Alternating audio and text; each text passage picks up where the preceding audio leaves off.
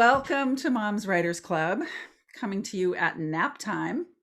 Bear with us while we get started. This is our first voyage. I'm Jessica Payne. I write thriller and suspense novels. I'm currently in Texas, although I'm originally mostly from Washington State.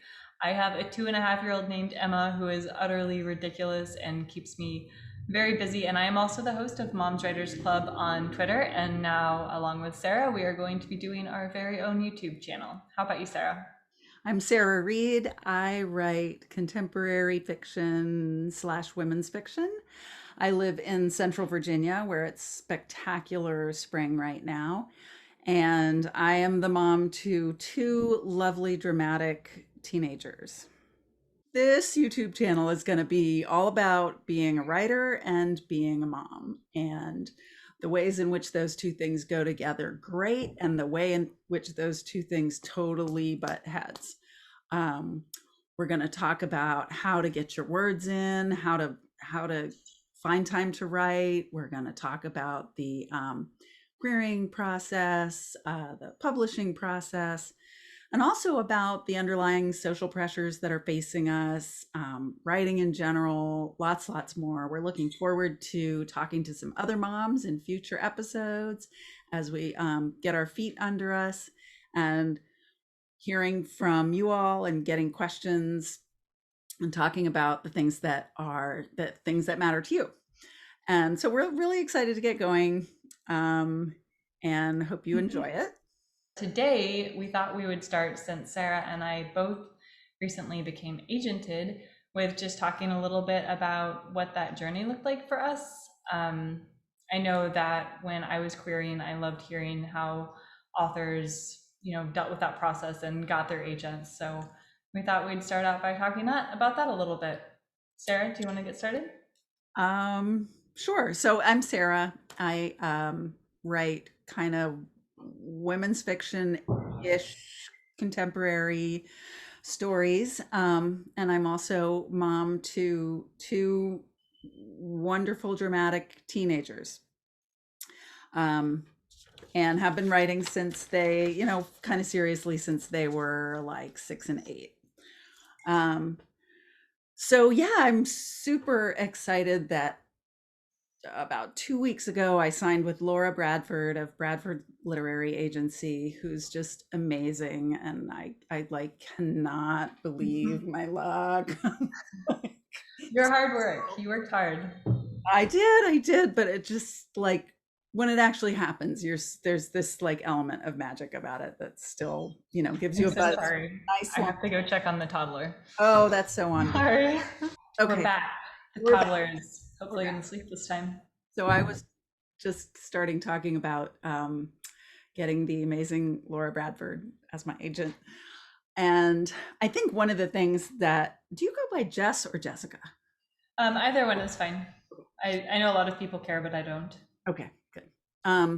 So I know one of the things that Jess and I have talked about before, and it comes up when you start talking to authors who have become agented, is that this did not happen on my first book. This did not happen on my second book. This happened on my third book. And I started writing seriously again about 6 years ago. And I wrote a first book that had tons of voice and tons of personality and got agents' attention, but it had no story. The story just did not hang together. So I sent requests out and I got very excited.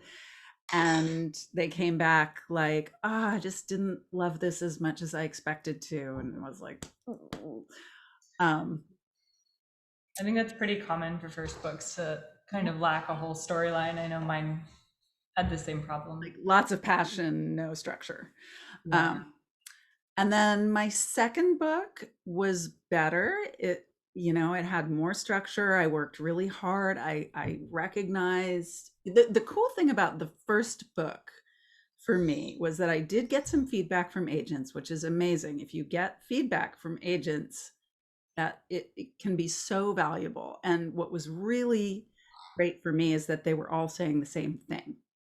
And when they're all saying the same thing, that I knew that, okay, I got to deal with this thing that they're talking about, which was I just didn't really know where the story was going, and it was kind of flat and it didn't open up the way I wanted it to. And they were all talking about things about structure. They were like, we love the character, we love the voice, we love the setting, blah, blah, blah. So I took a deep dive into structure and did better with my second book. Can I ask you what you did for your deep dive into structure? Because I know that's something I struggled with, and I'm betting that people listening probably did as well. Yeah. So I love craft books, and I have probably 20 or 25 of them. Mm-hmm. So I really focused on the ones that are heavy on structure, which are often the ones that are written by screenwriters. Um, and less on the ones that are more about, sentence level and language and stuff like that. Yeah. So that was one thing. Um, I also did a really great sort of book coaching author community program that this wonderful editor and author named Kate Brawning puts on, called Breakthrough Writers Bootcamp. And that was really helpful to me, working with her um, on structure and premise and kind of like the big picture pieces of the book. Um, so it got a lot better on the second book. I was querying the second book all through COVID-19. So that definitely put a damper on a lot of things for a lot of people in querying and in publishing. But I don't think that's why it wasn't my second book, that broke through. I Your still, second book was good. I yes. can't believe it was your second book, to be honest. So just read it, um, and I got really good like critique partner feedback. Even my sister, who is like notoriously hard to please and does not blow wind up my skirt, loved this book, you know. Um but I can kind of see it still just didn't have that sort of like tight that storyline that just like really keeps you going. And it also started in the wrong place. It kind of started 30 pages too early in a way. Um, and then I came to my third book, which was actually a complete rewrite of my first book. Like same character, same setting, same basic themes, but very different That story. was a rewrite of your first book? Yeah. That's awesome. I didn't know that. Yeah. I dropped characters, I dropped whole storylines. Basically the sort of main theme and the main three characters are the same. Everything else is different, and the setting. Um, And so like the first book I queried, I sent out 60 plus queries and got a handful of requests, 10, 12 requests maybe. Second book I sent out like 80 queries. I think I got 3 requests. This one I sent out 20 before I had like 4 requests, and then an offer, and then a second offer, and then a third offer, which is kind of what happens. Incredible. Isn't it? Isn't it? It's like once an agent knows that, once an agent has to make a decision, they make a decision, you know? Yeah. They'll, if you have an offer on the table, then your manuscript gets bumped up to the top of their to be read list. And if they want it, they're going to tell you. In fact, Laura Bradford read, you know what? So I sent out an email, not just to the agents that had my manuscript, but I sent an email to everyone I had queried. Yeah, that's what I did too. And I would recommend other people do that as well. Because that's how I got my agent. She was not one of the original people to request the manuscript. It just probably hadn't risen to the top of her pile yet. You hadn't been querying very long, like No, I had a only sent month like maybe? 20. Yeah. Wow. No, it was pretty fast the second time around. And, um, so I sent this email out to everybody saying I have an offer. And she emailed me like 2 days later and said, "Oh, this sounds great. Please send me the full." And then I allowed it, after my offer, which was from somebody really awesome. I was like, this is going to be hard to beat. I'm skipping around a little bit. Sorry, people. Um, so after that call, I gave everybody 10 days, and I think Laura called me like 4 days before that 10 or 3 days before that 10 days was over, because it took her a little time to read the book. And she was like, I love this. Can we get on the phone? And we got on the phone 2 days. Actually, no, it was the day before my deadline.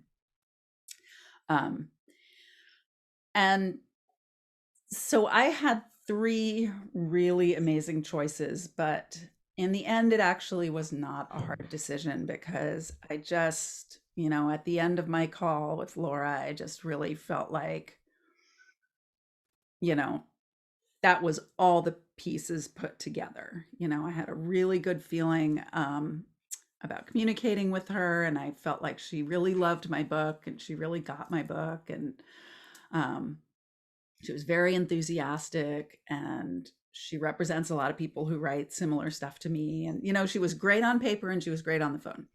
So, um, so yeah, that's kind of what happened. That's awesome. Am I leaving anything out? I can't think of anything. I mean, you can like talk for hours about this because like it only happened 2 weeks ago. I'm still like super excited about it. So, how about you, Jess? You went first. So Jess and I have been friends for a while, and it's just almost pure chance that we are sort of like lined up in our progress like this, that we became agented within Yeah. like a month of one another. Yeah, it does feel kind of fortuitous, I guess. Yeah, so it's, I don't know. Yeah, it's been fun. Sarah and I have been friends for about a year, and I think we met through Moms Writers Club, like pretty soon after I started it. Definitely through Twitter. Yeah, definitely through Twitter. And I was actually thinking about that today, trying to remember, but I don't quite remember what the circumstances were. But Sarah she beta read for me for my third book, and then also read the book that got me my agent. But anyway, I'm Jessica Payne. I write thrillers and suspense novels, and I signed with Kimberly Brower of Brower Literary and Management on February 1st. Not that I remember the exact date or anything. But yeah, I mean, it was really exciting. I've always written a little bit, but I got really serious about writing a couple years ago and finished 4 books since then. And it was my 4th book that got me an agent. I did post a like a blog about this a little while ago, if anybody wants all the nitty-gritty details. But long story short, I got 0 requests on my first book. I got 1 request on my second book. I got 15 on my third, and then I actually ended up getting about 20 on my 4th one. That's amazing. When I saw that, I was like, 20. Like did you feel like one of those has got to turn into an offer? I mean, there's 20 of them. Oh, with 20. So I thought that with the 3rd book, I had so many requests and none of them turned into an offer, and that was really hard. We don't go into the 4th one. Yeah, so with Make Me Disappear, I was my 4th book, really trying to not get my hopes up. The other thing is, like 6 or 7 of those offers came after I got, or I'm sorry, 6 or 7 of those requests came after I got my offer. Oh yeah. So I think I had like 12 or 13 out still. Something like that. I wrote the number down. It's in the blog post. But yeah, so it definitely has been a bit of a journey. My first book was what I call my vampire book. Everybody has to write one, I think. But I used to write vampires, or are you just calling it a vampire book? Oh no, it was about vampires. It was an urban fantasy. My second book was contemporary fantasy, which they're very similar, but I guess there are technically differences, or at least one is queering better than the other. And then my third one was a mystery, and my 4th one is a suspense thriller type book. But I got my first offer right on the heels of getting a really hard rejection. So my day like so, same day. Oh, like within an hour of each other. Like I got this rejection I was so sad about, and I needed to go work on my next book, but because I write when my daughter is asleep, but I was like so bummed. I was like, I am not going to be able to focus. So I'm gonna take like a 20-minute nap because that usually kind of refreshes me mentally and emotionally. And I just remember picking up my phone and like as I woke up and thinking, watch me have another rejection because that's how you think. Anyway, so I woke up from my nap and was kind of not feeling all that great about myself. And I thought to myself, watch me have another rejection because like several people, like people had my full request for a while. So I was expecting them to start rolling in. Yeah. And I did have an email, but it was not a rejection. I, yeah, it was pretty great. I read it and then I was like, what? Right. And I read it again and then I started crying and gosh, it's like your whole body is like vibrating. I ran in, my husband is doing work, he's working from home basically. So I went into the office and I couldn't even talk. And I like held the phone out to him in tears and he looked at me in horror like someone had died. Because I'm sure that's what he thought had happened. So anyway, I got my first offer and that was amazing. And I had to wait 4 days to talk to her, which was torture. And yeah, so, but we had a great conversation. I really liked the first offering agent. The only thing that like, I don't know, I got off the phone and I just didn't have that, like, people talk about like the call and how they just know. And I didn't feel that way. Like, she was really lovely and I think she would have been a great agent to work with. But there were just like a few Like little that things. feeling of certainty. Yeah, I didn't feel certain. And she was a newer agent, but that didn't bother me. There were a few other like small things I was just unsure about. Yeah. So I did the thing and I let everyone know that I had gotten an offer and full requests started just coming in. All the partials I had out were upgraded to fulls and it was like a really exciting 1 hour time period. I got a lot of emails back. Yeah. So then I got another offer. I just have to say, I also got a few very nice, like no thanks emails in that time period. Did you? Yeah, I did as well. Yeah, like step asides. What's Yeah. that? Like a few, like sort of personal, like congratulations. I can see why people are interested Yes. in this. It's not for me, but good luck. And, like Yeah. classy. Yeah, it was nice to like see. I think we get so used to getting rejections from agents. It's nice to Yeah. see them, just like act like normal human beings because they are normal human beings, Right. but we get like such a narrow view of them And we as probably get a querying. lot of form letters and a lot of emails from their Yeah. stuff like Yeah, that. exactly. But Anyway. anyway, I ended up getting a second offer a couple days after that, and that phone call, um, I don't know, that was not like the best experience. I'm not going to get into a lot of detail, but I definitely felt uncomfortable with that agent for a variety of reasons. And I knew at that point that if I didn't get any other offers, I would go with the initial offering agent, who I at least had felt comfortable with, Mhm. and who legitimately was a good agent at a good agency. Mhm. But I did get a request for a call just a couple days after that from Kimberly Brower, and our phone call was amazing. And it was pretty much that feeling that everybody talks about. I got off the phone and I turned to my husband and said, I found my agent. I think I texted you, Sarah, and said, I found my I agent. found I my know. agent. And I was like nervous. I was We afraid to have get used on the, up all the exclamation points. yeah, In yeah. the We used last up all month. the There's no more for you people out there. Yeah, it is really exciting. And I would definitely say, for anyone going through that, definitely like listen to how you're feeling because I had definite feelings about every agent I talked to. And probably they all would have been absolutely fine. But Kimberly, the things I really liked about Kimberly, she is a good agent. Like she has a great background, like as far as where she learned to be an agent. She has had like solid sales with good publishing companies. She is very available for her clients. She answered all my questions. It was full transparency. The clients, she gave me their email addresses. They all loved her. She just like hit all the things I was looking for. And she was also very knowledgeable in my genre, which was important to me Yeah. because I think a lot of people like reading an occasional thriller, but that doesn't mean that they know what the genre as a whole looks like and what it should look like. And that was something that I knew. Like I read a lot of thrillers and mysteries, but at least at that time when I wrote that book, I think I didn't know my genre maybe perfectly. And I wanted an agent who had a good idea of it as well. Kimberly got my initial query in early October. And the only reason she got, and she had like requested the full But the only reason she read it when she, like as early as she did, which was in late January, was because I had an offer. She Yep. still wouldn't have gotten to it by then. So Yeah. don't freak out if you haven't like heard back from agents. It takes a long time. And I think especially with COVID, things have slowed down quite a bit.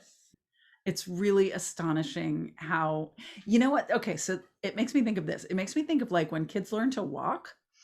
Um, Yeah. like how cute they are when they crawl and they scoot and they cruise the furniture and everything, and you're like, oh, it's like this is really nice, like period when they're so adorable, and then they learn to walk, and it's like, bam, they're walking, Things are they're moving never fast. crawling again. I was surprised. I was like, "You're not gonna crawl anymore. It's walking now." Anyway, somehow it makes me think of that, like how fast that happens, like that you can go from like because querying seems endless sometimes, Yeah, it really it does. really is taxing and it really takes a lot out of you emotionally. And I felt like I was spending so much time doing agent research and I knew it had to be done. I knew it was the way to go. But Yeah. like I'm sitting there at the kitchen table like this, and my kids are like, Mom, like, are you Yeah. here? It does take a lot of time and energy. I did not realize how anxious and stressed out I was about the querying process until I got my agent. And it was over. And I realized I was no longer grinding my teeth at night. And Mm, I think that it's something to, I think it's important to remember that. And I hope that helps someone out there because I didn't recognize how anxious I was about it. And I wish I had, I mean, on one hand, being anxious about it is potentially one of the reasons I like worked really hard at it and, got an agent. But looking back, I wish I had found ways to deal with that anxiety better and yeah. maybe not been so stressed out. I feel like I'm in a better place. Although I've heard submission is really fun and we have a lot to look forward to. I know. And It's by fun, I mean really querying all over stressful. again. Yeah. Only it's in someone else's hands. I know. Um, so what do you think? What do you think are like the top couple things you did over the course of time as a writer to get you from book one to book four and agented? So I do have some like big things that I think helped a lot. The number one thing is to keep writing and is to write your next book. I hear all the time that this is the book of my heart and I have to get this one published and this has to be it. And I get it. I have been there, but I will tell you, I've written 4 books, well, 5 now. And every single one of these books at some point has felt like the book of my heart. You will write another book and it will be awesome. And yes, it will be different. And maybe, the other thing is if you don't get the first book published, or you don't get an agent with it, that doesn't mean it's not going to be No, published, it might be the second book. yeah, exactly. I have a book, my book 3, I would love to do a partial rewrite of and potentially like, see if there's something I can I'm do with talking it. about rewriting my book to Yeah, as my exactly. yeah. So keep writing, write something different. And I would recommend starting that when you start the querying process or even when you're letting your book rest. I found it to be super helpful as far as it was distracting. I wasn't like staring at my inbox. Instead, I was caught up working on the next book. The other thing I would say is find critique partners. And I know that's hard to do sometimes. It felt like forever. And you will find them in the most random places. One of my critique partners is someone I worked with like 4 years ago. And we didn't even talk about writing at the time. That would be Annie. Sarah is one of my critique partners. And then my other critique partner is Jamie Lynn Hendricks, whose book Finding Tessa is actually coming out this May and has had like great pre-sales. So you just have to keep looking. And I met her randomly on Twitter. Read in your genre. You have to I keep looking and think, you have to ask. yeah, put Put it yourself out out there. there. Like Meet don't people. be secretive and be like, oh, that maybe they won't like me. Yeah, and maybe we can do an episode about that or part of an episode about that in the And future. I think Would on you? Moms Writers Club one time we did do like a critique partner Yeah, we've had a couple. thing, so Yeah, look for those I things. think we're going to try to do that a couple times a year. So if you Yeah. look for the hashtag Moms Writers Club, so there's an S on moms and writers. You And can you can we'll still put it find on those. the screen. Yeah, there you go. I would also say read in your genre and not like stuff from 10 years ago, but stuff that's being published now. It helped me to understand my genre better. And then query broadly.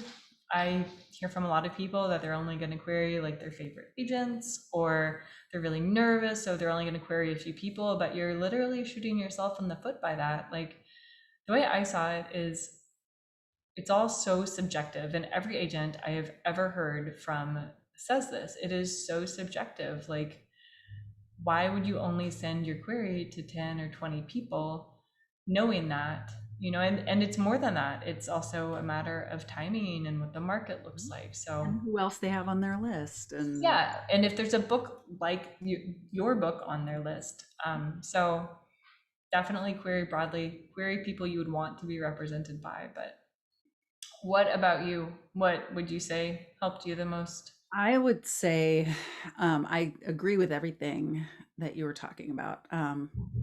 I was relentless about learning to write better. Yeah. I took workshops. I took online workshops. I worked with an editor, and not to pitch my book, but to teach me how to write. I did this book coaching program. I buy every craft book under the sun and I read them all and I do their exercises and I take notes. I Uh, would like a picture of all of your craft books I posted a stacked. picture Do of you? some of them. I I want all of them. no, I'll stack them up. Um, and they're so good, so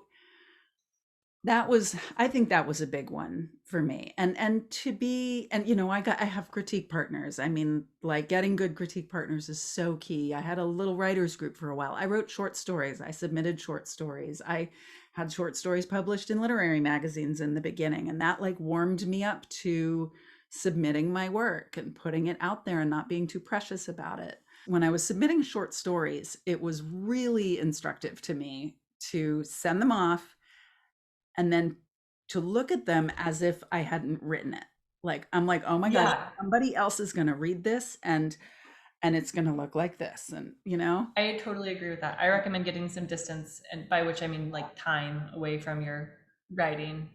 so that's kind of the main sort of overall thing for me. And also that I just wrote a better book. Um, Yeah, I think same. we can get really hung up on the strategy of querying, and is my query letter good enough, and is it the right time, or is it the right trend, or is it the blah, blah, blah, blah, blah. Yeah, I And agree. lose sight a little bit of, is it a good enough book?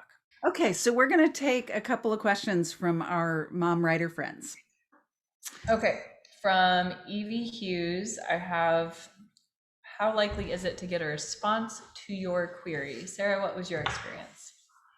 So you'll read these things online that are like, X agent gets 1,000 queries a month, and which is true. A lot of people do that. And your odds of getting a response or getting a request or this or that or the other thing are like 0.01, blah, blah, blah, whatever.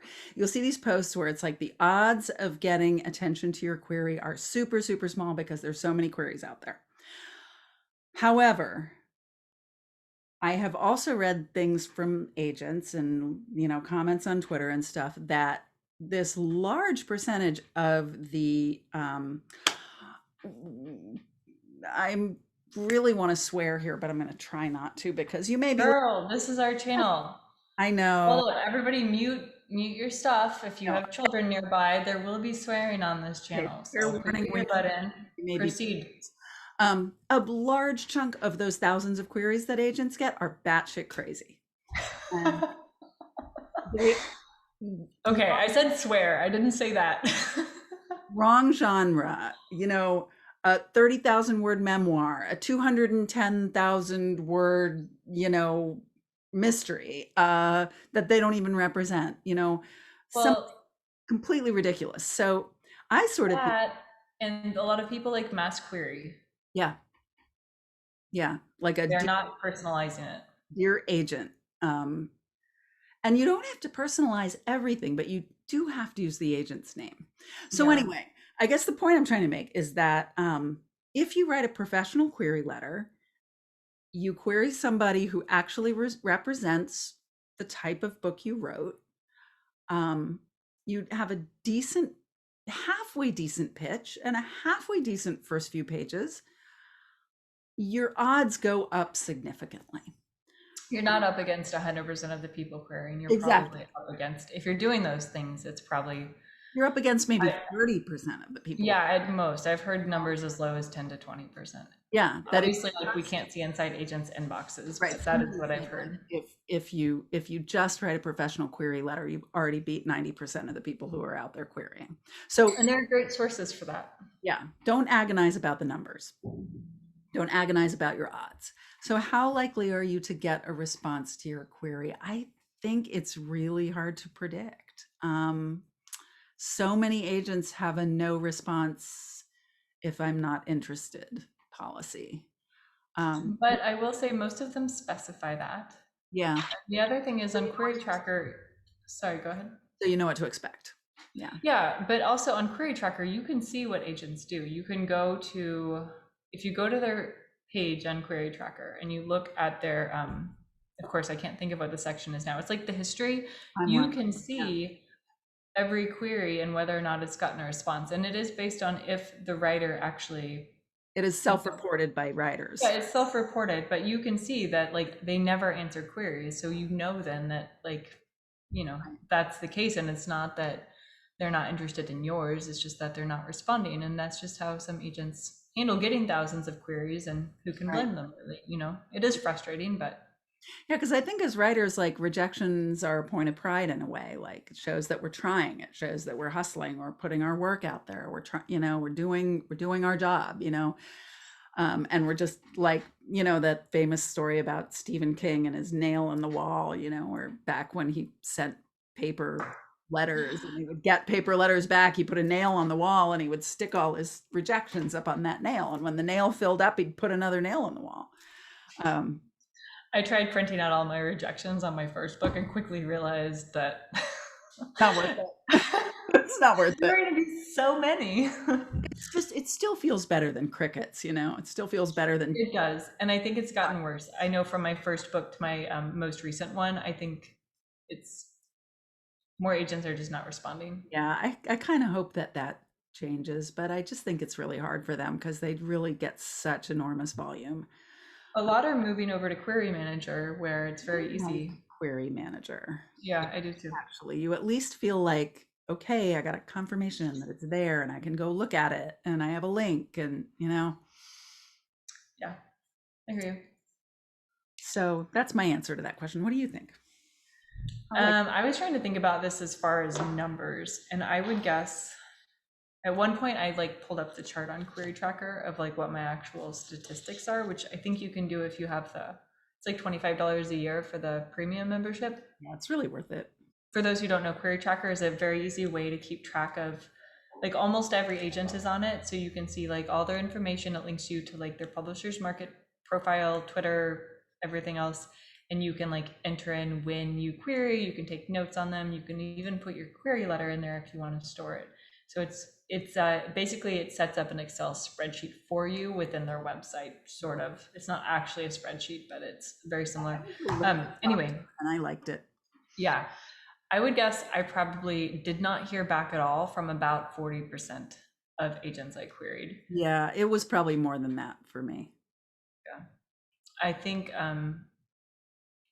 but it also, I don't know, it also depends on your book and your genre. And I've heard YA agents are more likely to respond. So I wouldn't worry too much about it. There's a really great article, and we should add a link Mhm. below. And it was something like why you should be sending 100 queries a year. Mhm. And it basically is if you are, or you should be getting 100 rejections a year. And Oh, yeah, yeah, yeah. the point of it is that if you are getting 100 rejections a year, you are really putting yourself out there. So set that goal, because you are going to get rejected. You could have the next best selling book ever and you're still going to get rejections because it's so subjective. So you should be getting a lot of rejections when you're doing this. And I know it's really hard. And it'll keep you productive. Yeah. Putting out all that work, you got to be writing your next book because eventually you'll run out of agents if you're doing it a year. You got to write another one, and yeah, it's fun to have an external goal like that, and to sort of flip the idea that a rejection is like this terrible thing Yeah. on its head a little bit. Well, yeah, and I also think that you can learn a lot from rejections, even if you aren't getting personalized feedback. At some point, you can recognize something isn't working. Like, I got 0 requests on my first book that I sent over 50 queries on. Like, obviously, I wasn't doing something right. And after 2 books like that, it made me stop and consider the genre I was writing in. And is that genre something that's happening in traditional publishing right now? And at least at the time, it wasn't. Right, right. So we would love to answer more of your questions. We obviously don't know everything, but we're also happy to do a little bit of research on it. We have a couple places you can send questions. You can find Sarah and I on Twitter, and you are welcome to send us questions there, and we'll put links below to our profiles. You can also send a message to the Moms Writers Club Twitter, which we are working on getting set up. And watch out for the hashtag Moms Writers Club. We have a little get together every 2 weeks that Jessica hosts, and it's also, there's fun little conversations on there, Yeah, throughout the you can month. meet a lot of writing friends that way. I've met most of mine. It's a really nice community. We all have a lot in common trying to fit writing in around children. We haven't talked about momhood quite as much on this first our maiden voyage here. I've been trying not to say maiden voyage, and I said it. That's okay. We are going to talk more about mom stuff moving Yeah. forward. We really just kind of wanted to let you get to know us a little bit and kind of see how all this works, because we've never done a YouTube channel before. But we'd love any ideas you have for episodes. We would love questions about querying or publishing or writing. We will do our best to answer them to the best of our ability. But I think that's everything we have for today. Sarah, anything else? Nope. Okay, thanks for joining us. All right. See you next time. Okay.